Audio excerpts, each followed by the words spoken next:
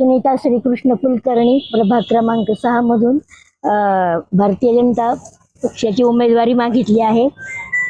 सर्वसाधारण महिला म्हणून उमेदवारी मागितली आहे आणि याचे काम आम्ही भरपूर केलेले आहे। वाकरी साहेबांच्या माध्यमातूनही आम्ही भरपूर भागात कामं केलेली आहेत, तर आम्हाला उमेदवारी मिळावी। महापालिका निवडणुकासाठी आज भारतीय जनता पार्टीतर्फे उमेदवारीकरिता आज मुलाखती घेण्यात येत आहेत।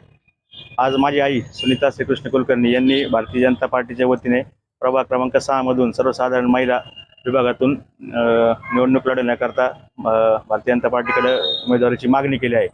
माजी महापौर बाबासाहेब वाकळे यांच्या माध्यमातून मी गेले 12 ते 13 वर्ष प्रभागात काम करतोय।